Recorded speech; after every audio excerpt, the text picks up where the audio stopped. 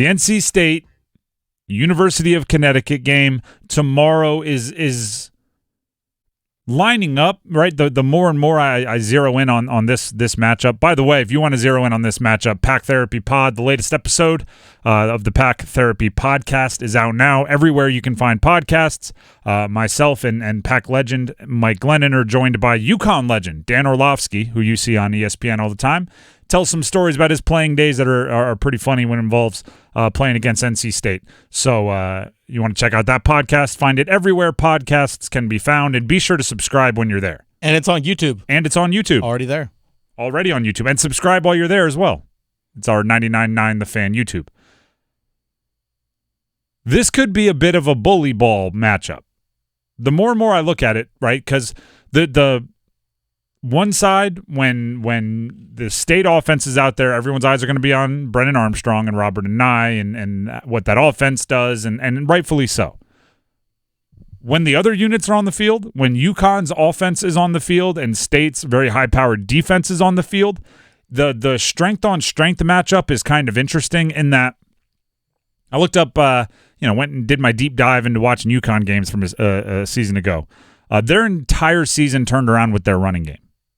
When they decided we're not even going to pretend to think our passing game is effective, right?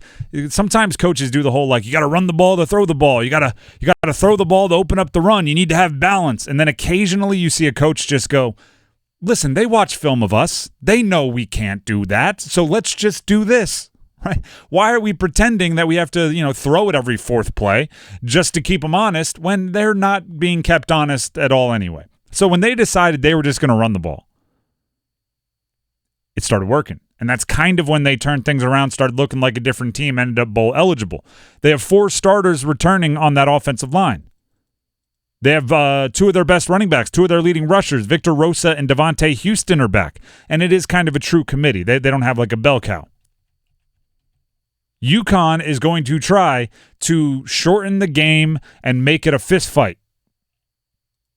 Now, that is a risk because they're going into a fist fight with a team that's comfortable there, right? The NC State defense is not one that's like fist fights, never heard of them. They're like, sure, let's do it. But that's kind of why I love this matchup, right? UConn is going to look in and say, hey, guess what? They don't stop the ball after first downs anymore, or stop the clock after first downs anymore.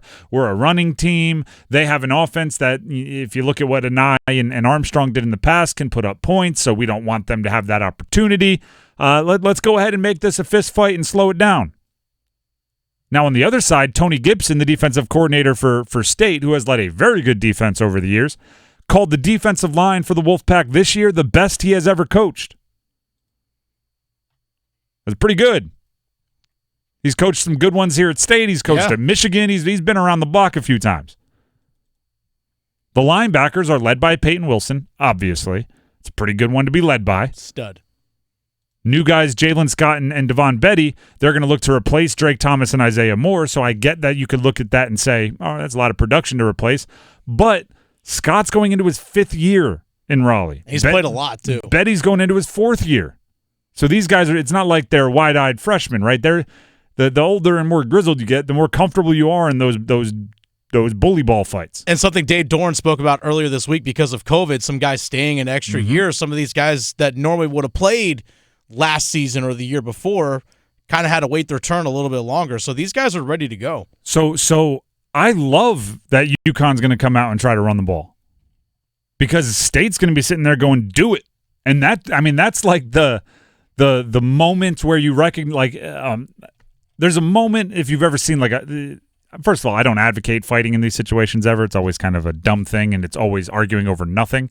But you ever been like a stadium or something, and you see 2 guys start to scream and yell and posture. Yeah. And you're like, oh gosh, what are we going to do here? But then you see the moment where they both put their fists up, and it's like, oh, okay, they're both in on this, right? Neither of them are going to cry like, oh, I didn't know you were going to swing, right? It's like everybody's involved now. UConn and State, I believe, when UConn's offense is on the field, everybody is aware of what's going on, right? Nobody's going to be like, you sucker punched me. It's like, no, you were standing there, you were staring at him, you had your fists up. Now it's who's going to win the fight, Right now, it's is that defensive line that Tony Gibson is talking about, is that vaunted enough to swallow up the run with just the front guys and a couple linebackers, right? That kind of 3-3-5 look that he throws at you. And if you're UConn, you want to be a running team that's like, oh, we don't have to throw the ball, or oh, our bread is buttered in the run game. Guess what you're going to have to do? Run the ball against good defenses, right? You can't just have your identity only against bad teams. You need to have your identity against everyone on your schedule.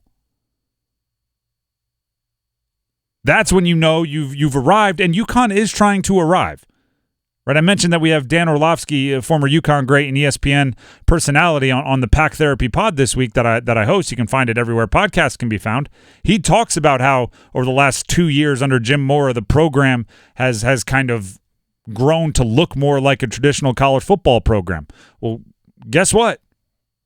You want to be a traditional Power 5 level, even if you're not Power 5 college football program, State's a good test for that. That defense is a good test for that, because they'll make a Group of 5 defense look like a Group of 5 defense, if you know what I mean.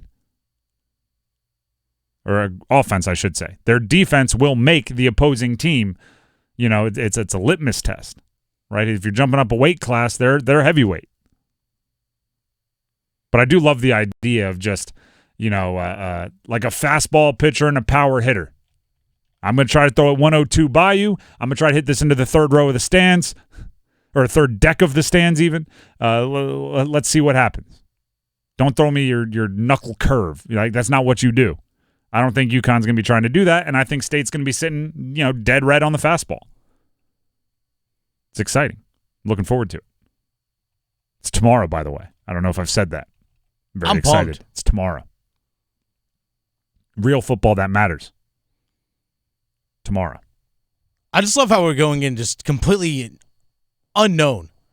Like, no one knows what to expect. You and I talked about it yesterday about how State, new quarterback and new offense coordinator, they know each other, but it's a completely different supporting cast around them.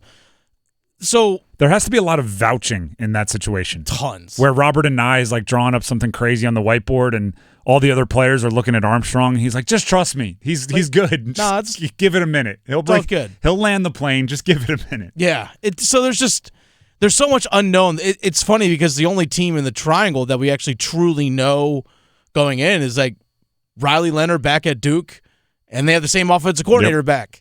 So that's the only consistent thing that we're actually seeing this season in this state, I guess you could say. Outside of maybe Wake, because Mitch Griffiths has been there, but he's been sitting behind Sam Hartman. It's the same offensive coordinator for the last 12 years. It's first of all, Mitch Griffiths is a known-ish. I'm not giving him known. He's unknown. But even Duke, Riley Leonard and that offense are not, even if they return everybody, there's a big difference between being 19 and being 20.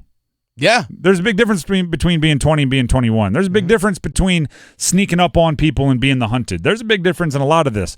And obviously that applies to tomorrow night for both State and Wake.